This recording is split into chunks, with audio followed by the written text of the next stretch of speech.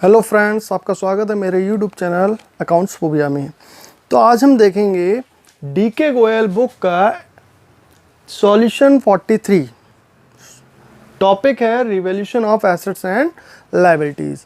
क्योंकि मेरे पास एडिशन 2018 है, ओल्ड बुक है, तो इसमें ये क्वेश्चन नंबर है 43 और जबकि न्यू बुक में ये 50 के अप्रॉक्स हो सकता है। ठीक है, तो यहीं से एक तरीके से फुल क्वेश्चन की शुरुआत हो गई है। ये एक क्वेश्चन दिया है, इसके बाद फिर छोटे से क्वेश्चन आ गए हैं, लेकिन आगे चलकर ऐसा ही क्वेश्चन आपको करना है। बस इस क्वेश्चन में एक कमी है, एक्युमुलेटेड प्रॉफिट और लॉस की, वो इस क्वेश्चन में नहीं दिया, बाकी सारी चीज़ें अवेलेबल हैं। देखिए, इसमें हमें कुछ स्टेप्स फॉलो करने होंगे उसको सॉल्व करने के लिए। सबसे पहले हमें सैक्रिफाइस रेशियो कैलकुलेट करना होगा। सैक्रिफाइस रेशियो की ज़रूरत क्यों होती है? प्रीमियम फॉर गुडविल को ट्रांसफ़र करने के लिए। सेकंड नंबर पे हमें एंट्री पास करनी होगी। अगर हमें एंट्री पास करने को कहा गया है तो हम तीन चीज़ों की एंट्री पास करेंगे, या फिर अकाउंट बनाने को कहा गया है तो रिवैल्यूएशन, कैपिटल और कैश और बैलेंस शीट बनाएंगे। रिवैल्यूएशन अकाउंट बनाकर कैपिटल अकाउंट, कैपिटल बनाकर कैश बना भी सकते हो, छोड़ भी सकते हो, डायरेक्ट भी कर सकते हो, और उसके बाद बैलेंस शीट प्रिपेयर करनी होती है। ठीक है, तो अब इस क्वेश्चन में हमसे कहा गया है जर्नल एंट्री पास करने को। तो जर्नल एंट्री कौन कौन सी आपको फोकस करना है, कौन कौन सी एंट्रीज बनानी है। तो देखिए, पहले नंबर पे आपको जर्नल एंट्री बनानी होती है एक्युमुलेटेड प्रॉफिट और लॉस की। ठीक है, जो भी पुरानी चीज़ें हैं उनको रिटर्न ऑफ कर देना, जैसे general reserve, profit and loss, workman compensation reserve, पुरानी गुडविल, एडवर्टीजमेंट एक्सपेंस। ठीक है, ये सारे अकाउंट्स क्लोज कर देने होते हैं। इसके बाद सेकंड नंबर पे हम एंट्री पास करेंगे रिवैल्यूएशन के लिए। थर्ड नंबर पे एंट्री पास होगी जो नया पार्टनर कैपिटल या प्रीमियम लेकर आ रहा है उस चीज़ के लिए, और उसके बाद उसको ट्रांसफ़र करके अगर एंट्री कही जाती है आपकी कैपिटल अकाउंट एडजस्ट हो रहे हैं उसके लिए, तब चौथे नंबर पे वो एंट्री आएगी। लेकिन अभी एडजस्टमेंट ऑफ कैपिटल बहुत दूर है, तो अभी हम केवल इन तीन चीज़ों की एंट्री, जितने भी क्वेश्चन करेंगे अगर एंट्री पूछी गई हैं तो तीन चीज़ों की एंट्री करेंगे। पहले नंबर पे पुराने प्रॉफिट और रिजर्व के लिए, और सेकंड चीज़ रिवैल्यूएशन के लिए, और थर्ड कैपिटल और प्रीमियम लाने और विड्रॉ कर रहा है तो उसकी भी एंट्री बना देंगे। ठीक है, तो अब इस क्वेश्चन में देखिए, सबसे पहले एक्युमुलेटेड प्रॉफिट और लॉस तो बैलेंस शीट में गिवन ही नहीं है। ठीक है, इसके बाद रिवैल्यूएशन हो रहा है। रिवैल्यूएशन में लिखा है that the value of land and building to be appreciate by 15% and stock and machinery and fixtures to be reduce by 7 and 5%। तो यहाँ पर रिवैल्यूएशन हो रहा है, तो रिवैल्यूएशन के लिए आप तीन एंट्री बनाएंगे, एक लॉस की, एक प्रॉफिट की, और एक प्रॉफिट या लॉस जो आए उसको ट्रांसफ़र करने की। तो अब देखिए, लॉस के लिए जब एंट्री बनाएंगे तो रिवैल्यूएशन अकाउंट होगा आपका डेबिट। ठीक है, और प्रॉफिट के लिए जब बनाएंगे तो रिवैल्यूएशन अकाउंट क्रेडिट। और थर्ड एंट्री डिपेंड करती है किस साइड का टोटल कम है, उसके अकॉर्डिंग रिवैल्यूएशन होगा। जैसे यहाँ पर देखिए, डेबिट का टोटल है 47,600 और क्रेडिट का है 60,500। तो बैलेंसिंग करने के लिए, अकाउंट को क्लोज करने के लिए, तो अब जो नेक्स्ट एंट्री बनेगी वो डेबिट से बन जाएगी। ठीक है, क्योंकि इधर देखिए प्रॉफिट हुआ है 60,500 का, लॉस हुआ है 47,600 का, तो प्रॉफिट ज़्यादा हो रहा है, तो जितना डिफरेंस आएगा प्रॉफिट वो कैपिटल अकाउंट में जाएगा और कैपिटल को वो क्रेडिट करेगा। प्रॉफिट जो है कैपिटल को इंक्रीज करेगा। ठीक है, तो इस तरीके से भी देख सकते हैं। तो अब इसमें देखिए, पहले नंबर पर लिखा है land and building appreciate by 15%। Land and building 15% से बढ़ रही है। तो आप इसमें ये सोचिए, लैंड एंड बिल्डिंग एक तो एसेट्स है, एसेट्स की वैल्यू इंक्रीज होती है तो प्रॉफिट होता है। तो प्रॉफिट होगा तो एंट्री क्या बनेगी? प्रॉफिट में रिवैल्यूएशन क्रेडिट होगा, land and building account debit, और थोड़ी जगह छोड़ देंगे, एक दो और भी एंट्री आ सकती है, इसलिए to revaluation account, land and building के सामने लिख देंगे 3,30,000 का 15%, 49,500। ठीक है, इसके बाद स्टॉक डेप्रिशिएट हो रहा है, मशीनरी एंड फिक्चर्स डेप्रिशिएट हो रहे हैं। तो डेप्रिशिएट होने पे लॉस होता है, revaluation account debit to stock. ठीक है, टू मशीनरी एंड फिक्चर्स। अब स्टॉक कितना डिक्रीज हुआ? 7% ऑफ 180, 12,600, और मशीनरी एंड फिक्चर्स डिक्रीज हो रही हैं 5%, तो वो 2 लाख का 5% आ जाएगा 10,000। ठीक है, इसके बाद नेक्स्ट है प्रोविज़न क्रिएट हो रहा है डाउटफुल डेट्स के लिए। मीन्स जो हमारी बुक डेप्ट हैं, बुक डेप्ट की जगह ज़्यादातर डेटर्स दिया होता है, ठीक है। तो डेटर्स पे प्रोविज़न बनता है कि इतना रुपये हमारा डूब सकता है, डाउट में है। तो डाउटफुल डेट्स के लिए 5% प्रोविज़न बन रहा है, तो ये भी लॉस है। तो 2 provision for doubtful debts, debtors दिए हमारे यानी बुक डेप्ट दी है 2 लाख की, तो 2 लाख का 5% आ जाएगा 10,000। इसके बाद एक अनफॉर्सिन लायबिलिटी दिख रही है 15,000 की। तो अनफॉर्सिन लायबिलिटी यानी ऐसी लायबिलिटी जो अभी हमारी बुक्स में रिकॉर्ड नहीं है लेकिन हमें शो हो रही है कि आगे हमें फ्यूचर में पेमेंट करना है, ठीक है। तो ये भी लॉस हो जाता है, लायबिलिटी इससे इंक्रीज हो जाती है। अनफॉर्सिन लायबिलिटी लिख देंगे 15,000 से, ठीक है। इसके बाद नेक्स्ट लिखा है, फिर आ जाती है ARV रिमेन सेम, ये तो आएगी नहीं रिवॉल्यूशन में। इसके बाद that 11,000 is to be received commission. 11,000 commission के रिसीव्ड होने हैं, अभी हुए नहीं हैं, होने हैं। तो ऐसी इनकम जो अभी फ्यूचर में मिलने वाली है वो हो जाती है एक्रूड इनकम, तो वो प्रॉफिट हो जाएगा एक्रूड कमीशन अकाउंट डेबिट, ठीक है। एक्रूड कमीशन कितनी है 11,000 की, टोटल प्रॉफिट कितना हो गया 60,500, इधर लिख देंगे। टोटल लॉस कितना हो गया, इनको ऐड करके इधर लिख देंगे। अब हमने इसमें डिफरेंस निकालना है। जब हम डिफरेंस निकालेंगे 60,500 को 47,600 लेस करेंगे 60,500 में से, तो डिफरेंस आएगा 12,900 का। अब डेबिट 12,900 से शॉर्ट है। रिवॉल्यूशन अकाउंट टेम्परेरी अकाउंट है, ये उसी दिन ओपन होकर उसी दिन क्लोज किया जाता है जिस दिन फर्म रिकॉन्स्टिट्यूट होती है, ठीक है। तो अब हमें क्या करना है, रिवॉल्यूशन जो है क्लोज करना है, 12,900 से इसको डेबिट कर देना है। अब इसका जो बैलेंस है वो कैपिटल अकाउंट में पुराने पार्टनर ने में पुराने रेशियो में चला जाएगा, ओल्ड पार्टनर में ये ओल्ड रेशियो में ट्रांसफ़र हो जाएगा, ठीक है। 12,900 को ओल्ड रेशियो 3:1 में ट्रांसफ़र कर दिया जाएगा, ठीक। इसके बाद एंट्री बनेगी कैपिटल एंड प्रीमियम लाने की। तो कैश से बनाए कि बैंक से बनाए, ये प्रॉब्लम आती है। तो आप क्वेश्चन को सबसे पहले देखें, क्वेश्चन में कैश इन हैंड गिवन है, तो जो चीज़ दी है उसी के अकॉर्डिंग बना लो। कैश दिया है तो कैश, अगर यहाँ पे कैश एट बैंक लिखा होता तो मैं बैंक से बना लेता, या दोनों चीज़ दी होती तो मेरी मर्जी हो जाती जिस चीज़ से मैं बना लूँ। या फिर आप कुछ भी दिया है किसी से भी बना सकते हैं, वो अलग मैटर है। लेकिन मैं ये आपको प्रेफर करता हूँ कि अगर जो चीज़ दी है आप उसी से बनाएं। तो cash account debit to C's capital to premium for goodwill. C capital लेकर आ रहा है 1 लाख, प्रीमियम लेकर आ रहा है 50,000। अब ये 50,000 प्रीमियम फॉर गुडविल एक ऐसी चीज़ है जो सेक्रीफाइस रेशियो में ट्रांसफ़र होगी।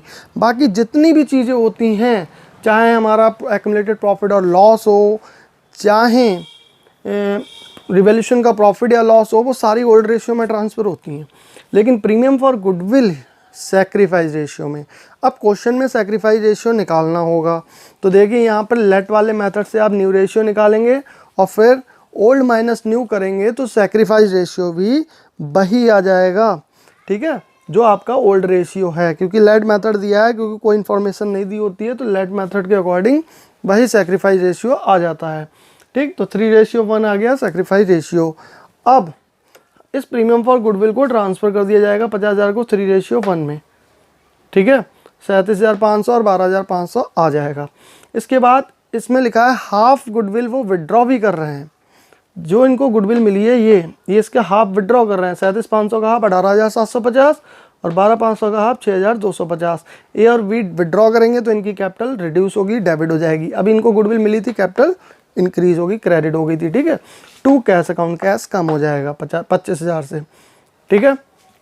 अगर आप इतनी एंट्री बना लेते हैं तो एडमिशन चैप्टर का आपका कोई भी क्वेश्चन ऐसा नहीं होगा जो इजीली सॉल्व ना हो जाए। देखिए अब क्या रह गया इसमें, अगर हमसे अकाउंट बनाने को कहा जाता है तो कुछ भी नहीं रह गया, बस इतनी सी एंट्री 3 चीज़ों की, एक एक्युमुलेटेड प्रॉफिट और लॉस की, रिवैल्यूएशन की और कैपिटल और प्रीमियम लाने की। अगर ये एंट्री आप बना लेते हैं तो बहुत ही इजी हो जाता है। देखिए अब रिवैल्यूएशन अकाउंट इसके बाद प्रिपेयर कर रहे हैं। पहली बात तो एंट्री बना ली, रिवैल्यूएशन अकाउंट बनाने की ज़रूरत नहीं है, लेकिन फिर भी बता देता हूँ रिवैल्यूएशन अकाउंट कैसे प्रिपेयर होगा।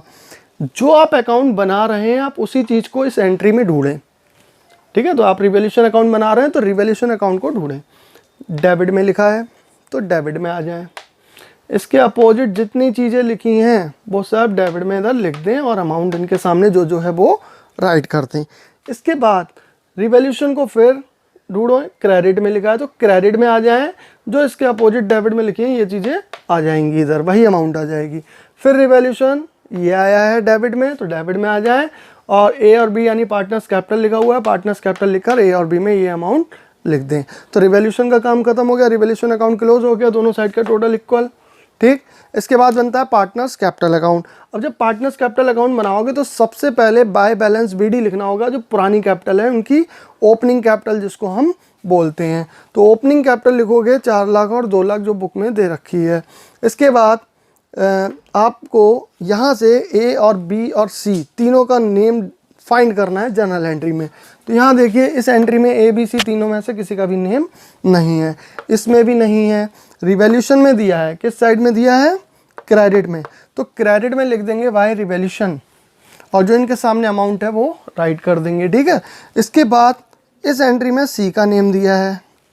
ठीक है, तो क्रेडिट में दिया, क्रेडिट में जाके इसके अपोजिट क्या लिखा है? कैश।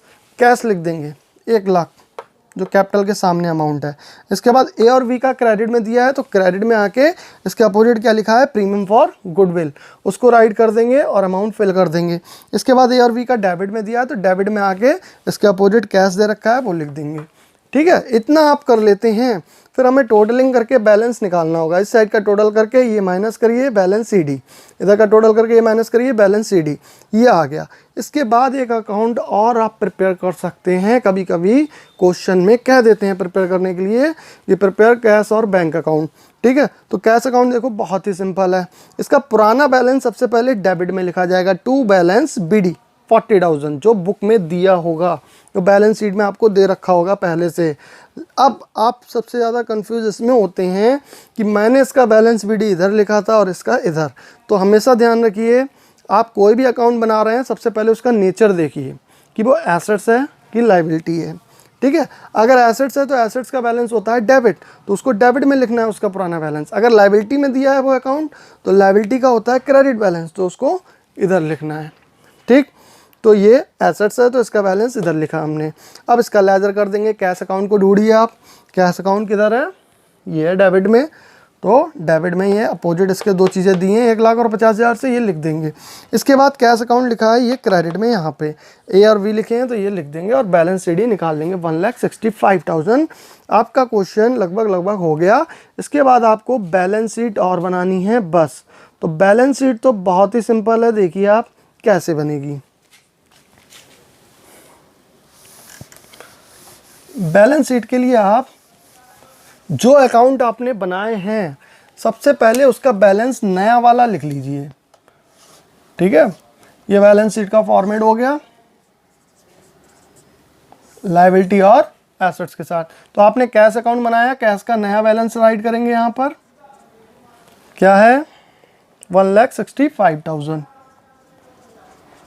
आपने कैपिटल अकाउंट बनाया, कैपिटल के तीनों बैलेंस नए वाले लिखेंगे। ये क्लोजिंग कैपिटल होती है, ये ओपनिंग। ठीक है, तो यहाँ लिखेंगे 2 और y नहीं आता है इसमें। कैपिटल अकाउंट्स, कैपिटल अकाउंट्स में ए बी सी तीनों की कैपिटल लिख दी जाएगी। ये 4,28,425 और 2,09,475। इसके बाद 1 लाख। ठीक है, इनका टोटल कर दिया जाएगा, ये आ जाएगा 100 में बन जाएगा और ये 448/9 और 8 9 17 और 1 3 और 4 2 6 1 7,37,900। इसके बाद आप लायबिलिटी में देखेंगे क्या लिखा है। तो लायबिलिटी में लिखा है क्रेडिटर्स और सन्ड्री क्रेडिटर्स लिखा है। तो आप देखिए रिवैल्यूएशन में कहीं पे भी सन्ड्री क्रेडिटर्स आया था? कहीं पे भी नहीं आया इसका नेम क्रेडिटर्स का। तो जैसा दिया है वैसा ही लिख देना है। ठीक है, उसमें कोई भी चेंज नहीं हुआ, ना उसकी वैल्यू इंक्रीज हुई ना डिक्रीज। और इसके बाद कुछ भी नहीं दे रखा है लायबिलिटी में, लेकिन फिर भी आप लायबिलिटी पर फोकस करेंगे अभी भी कि कोई एक ऐसी लायबिलिटी तो नहीं है जो पहले नहीं थी बट अब आ गई है, नई लायबिलिटी आ गई है।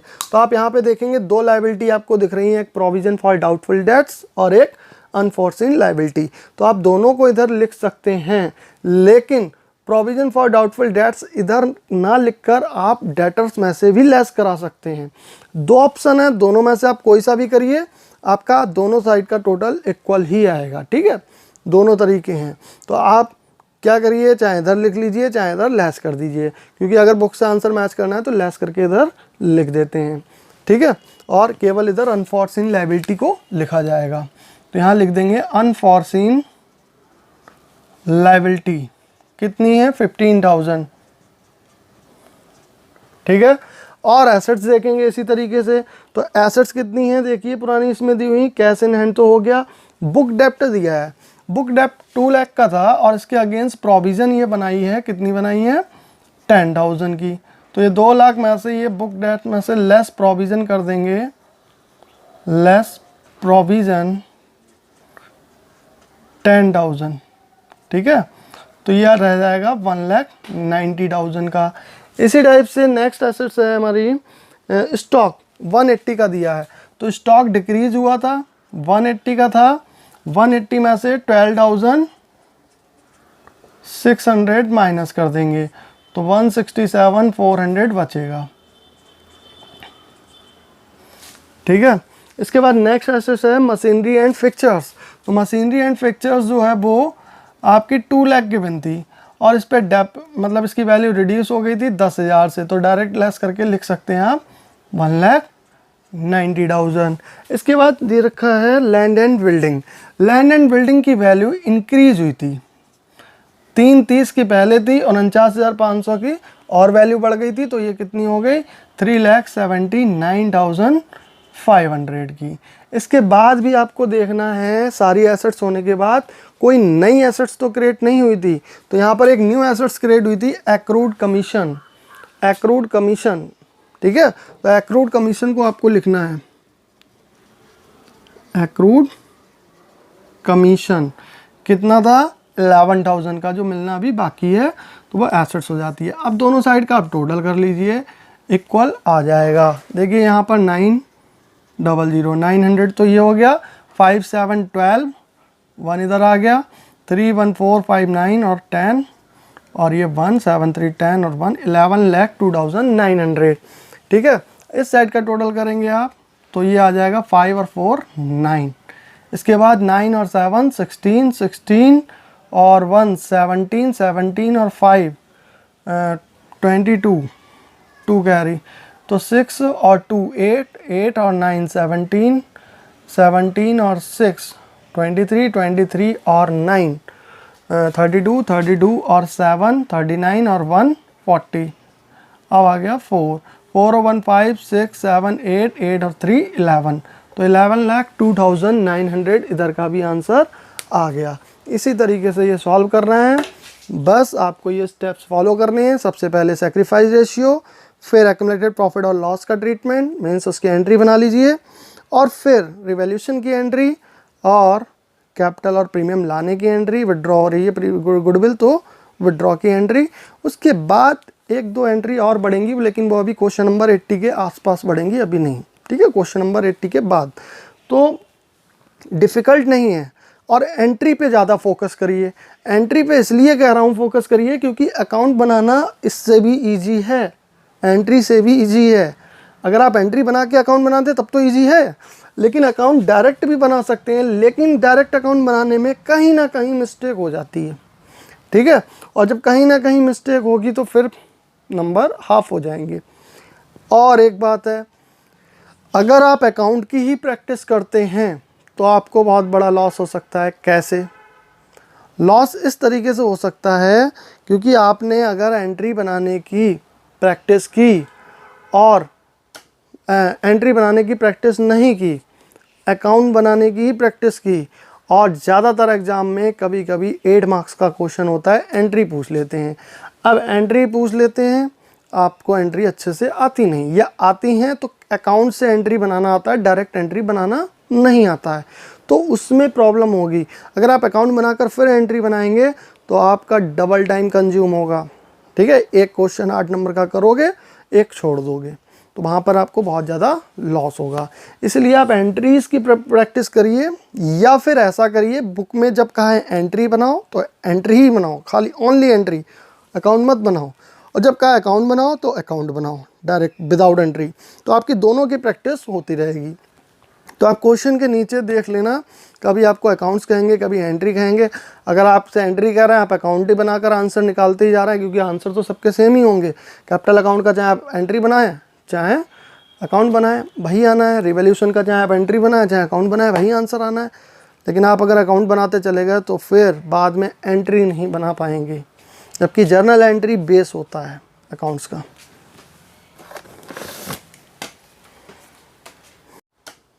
एंट्री बनाने की प्रैक्टिस नहीं की, अकाउंट बनाने की ही प्रैक्टिस की।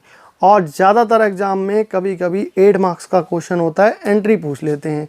अब एंट्री पूछ लेते हैं, आपको एंट्री अच्छे से आती नहीं, या आती हैं तो अकाउंट से एंट्री बनाना आता है, डायरेक्ट एंट्री बनाना नहीं आता है, तो उसमें प्रॉब्लम होगी। अगर आप अकाउंट बनाकर फिर एंट्री बनाएंगे तो आपका डबल टाइम कंज्यूम होगा। ठीक है, एक क्वेश्चन 8 नंबर का करोगे, एक छोड़ दोगे, तो वहाँ पर आपको बहुत ज़्यादा लॉस होगा। इसलिए आप एंट्रीज़ की प्रैक्टिस करिए, या फिर ऐसा करिए, बुक में जब कहा है एंट्री बनाओ तो एंट्री ही बनाओ, खाली ओनली एंट्री, अकाउंट मत बनाओ। और जब कहा अकाउंट बनाओ तो अकाउंट बनाओ डायरेक्ट विदाउट एंट्री, तो आपकी दोनों की प्रैक्टिस होती रहेगी। तो आप क्वेश्चन के नीचे देख लेना, कभी आपको अकाउंट्स कहेंगे, कभी एंट्री कहेंगे। अगर आपसे एंट्री कर रहे हैं, आप अकाउंट ही बनाकर आंसर निकालते ही जा रहे हैं, क्योंकि आंसर तो सबके सेम ही होंगे। कैपिटल अकाउंट का चाहे आप एंट्री बनाएं चाहे अकाउंट बनाएं, वही आना है। रिवोल्यूशन का चाहे आप एंट्री बनाएं चाहे अकाउंट बनाएं, वही आंसर आना है। लेकिन आप अगर अकाउंट बनाते चले गए तो फिर बाद में एंट्री नहीं बना पाएंगे, जबकि जर्नल एंट्री बेस होता है अकाउंट्स का।